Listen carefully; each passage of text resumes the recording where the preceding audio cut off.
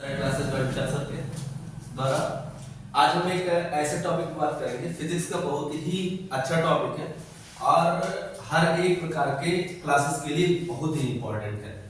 आपको फिजिक्स को समझने के लिए इन सब चीजों की टर्मिनोलॉजी आनी चाहिए आपको। कि जैसे क्लास 9th में एक टॉपिक है मोशन। मोशन जो चैप्टर है ना, ये 11th के 10th के 12th के 9th के दृष्टिकोण से सब में बहुत ही ज्यादा कॉमन चैप्टर है, महत्वपूर्ण चैप्टर। इसमें इन सब की टर्मिनोलॉजी आपको समझनी है। मोशन को हिंदी में कहते हैं गति। अर्थात गति में आपका कोई भी बॉडी जो होती है एक स्थान से दूसरे स्थान तक जाती है, वही तो गति, ये मोशन इसको कहते हैं। उसके बाद इसमें जो टर्म्स आते हैं आपके, सबसे पहला आता है वो डिस्टेंस क्या होता है, जिसको हम कहते हैं दूरी। दूरी एकांक समय अंतराल में किसी कर्ता के द्वारा तय किए गए मार्ग की लंबाई को दूरी कहते हैं।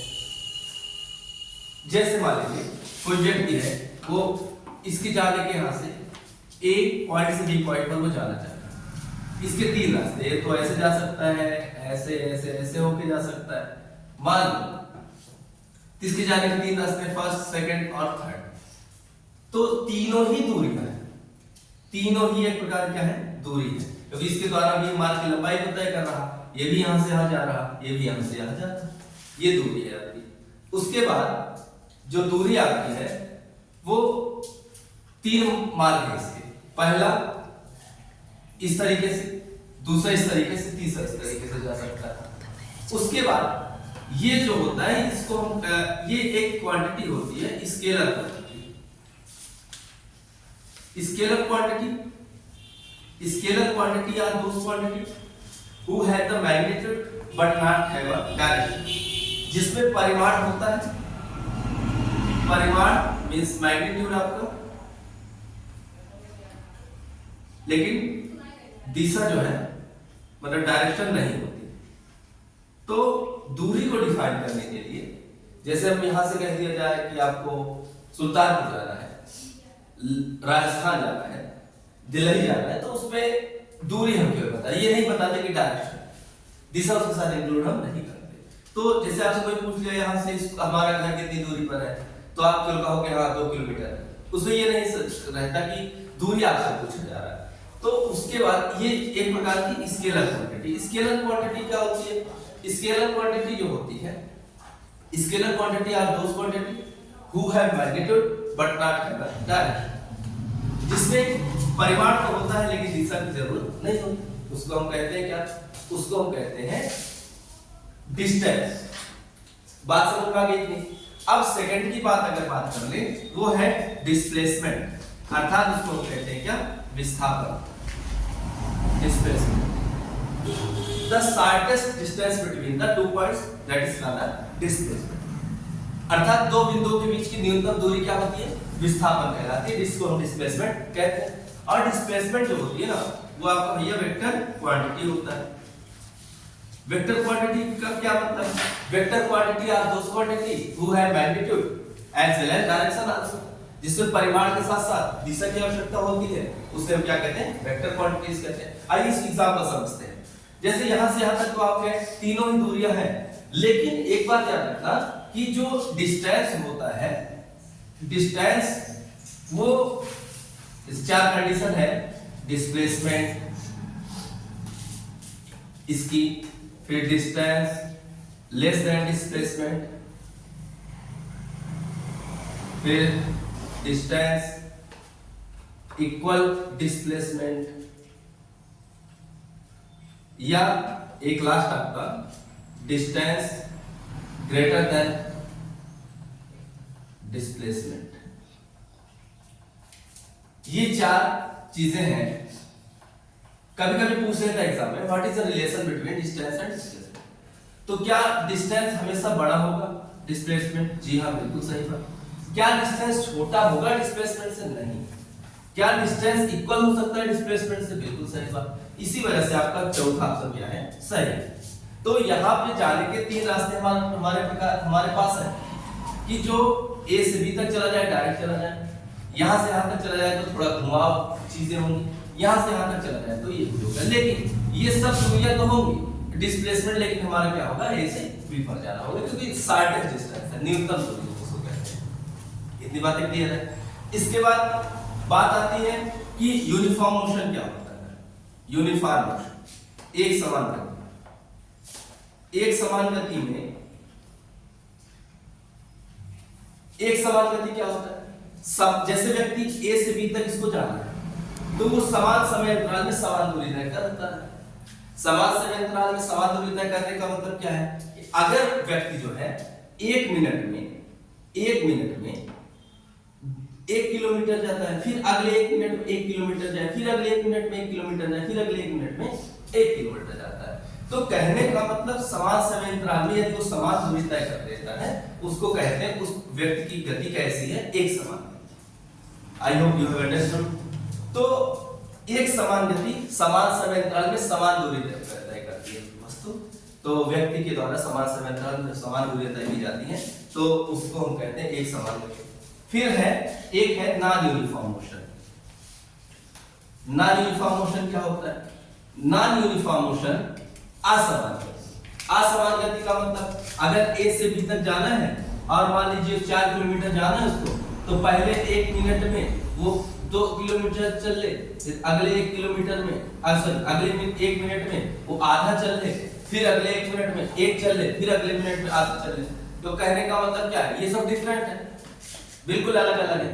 तो जब अलग अलग समान समय में समान दूरी नहीं तय की जा रही, अलग अलग दूरी तय की जा रही समान समय में, ठीक है, तो उसको हम कहते हैं क्या, असमान गति कहते हैं ना, नॉन यूनिफॉर्म मोशन कहते हैं। इसके बाद बच्चों इसमें एक बात आती है कि आपका डिस्टेंस हो गया, डिस्प्लेसमेंट हो गया, क्वांटिटी हो गई, वेक्टर क्वांटिटी क्या होती है, स्केलर क्वांटिटी क्या होती है, ये सब चीजें आप समझ लेंगे। इसके बाद एक चीज होता है कि वेलोसिटी क्या होती है।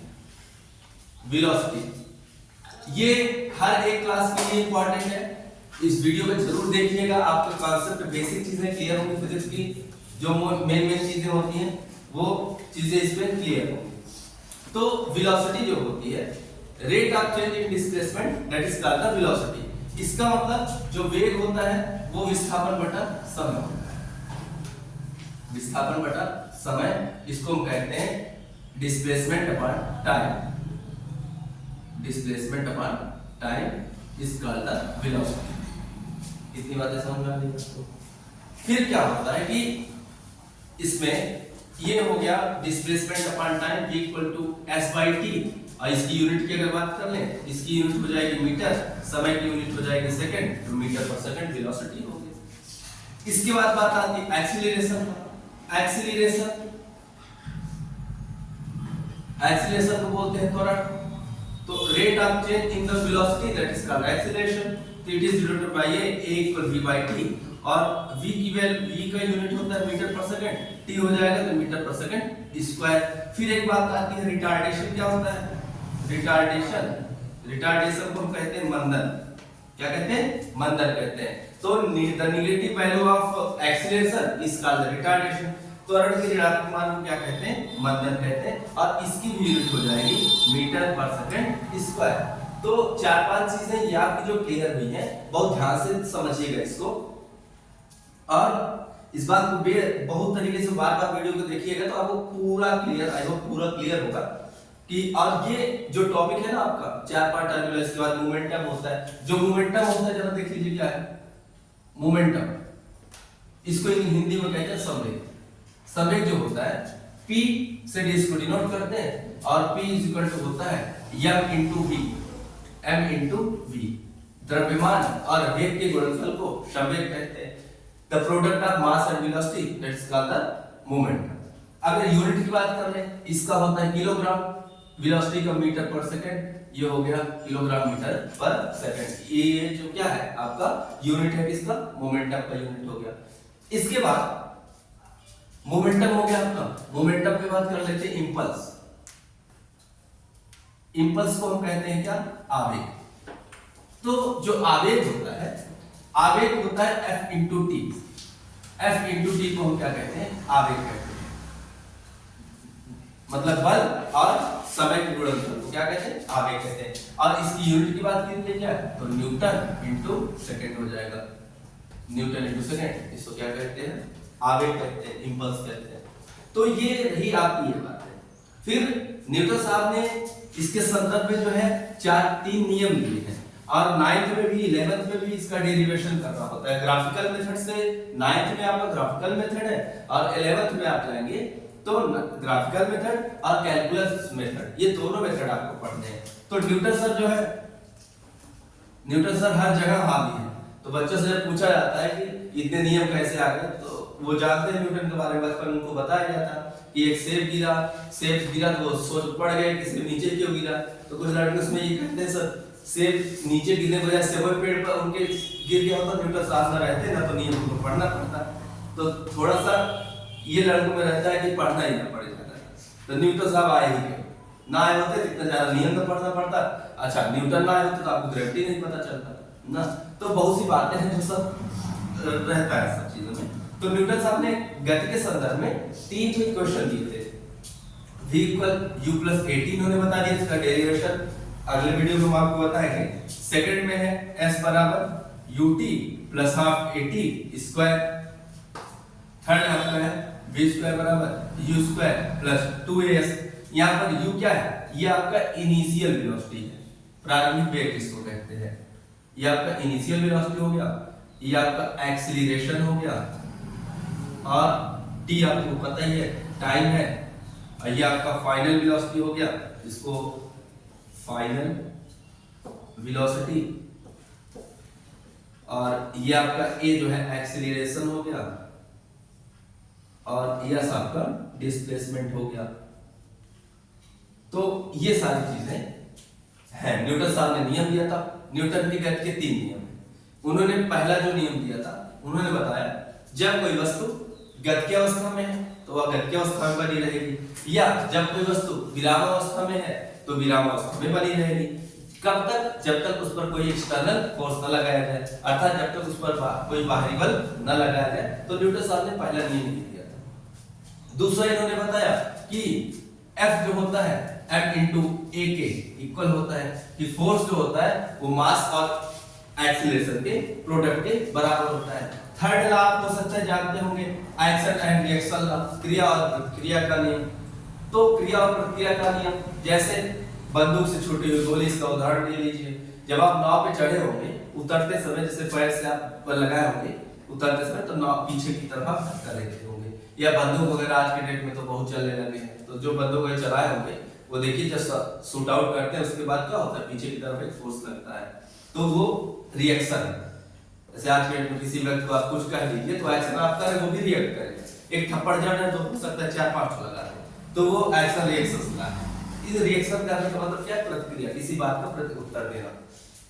तो बात को समझिए, गहराई समझिए, और इसको वीडियो को कई बार देखिए, और सब्सक्राइब कीजिए, लाइक कीजिए, शेयर कीजिए। और एक बात और ध्यान दीजिएगा कि ये जितनी बार देखेंगे ना कॉन्सेप्ट उतना क्लियर होगा। अपने फ्रेंड्स को शेयर कीजिए इसको, और स्पेशली 9th 10th 11th 12 सभी के लिए मोस्ट इंपॉर्टेंट ये टॉपिक्स है। और इसके आगे का भी वीडियो आपको मिलेगा। इसको टर्मिनोलॉजी कहते हैं, फिजिक्स के में टर्मिनोलॉजी कितने होते हैं, इन सब चीजों का अपना ख्याल रखिए, और आप अपना ख्याल रखिए, माँ बाप के सपनों को साकार कीजिए। Good bye.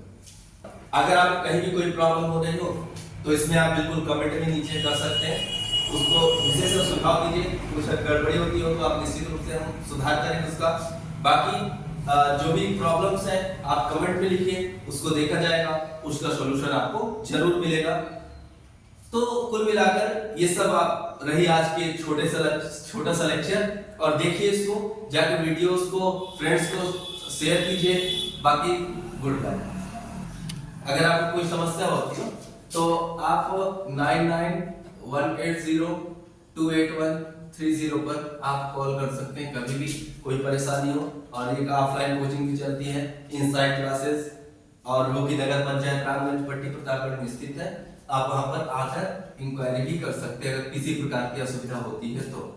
बाकी के लिए आपको जो बताया इस पर करते रहिए, वर्क करते रहिए, और इसको अपने फ्रेंड्स को शेयर कीजिए, उनको समझाइए चीजें। देखें आप लोग को अगर नहीं समझ में आता इसको देखिए, और कब जरूर सुझाव अपने जरूर दीजिए कि क्या गलतियां हो रही हैं, इससे सुझाव जरूर दीजिए। और जो भी टॉपिक्स आपको नहीं आते उसमें कमेंट में लिखिए, टॉपिक्स नहीं आते तो हम उसको बताने का प्रयास करेंगे। बाकी टेक केयर।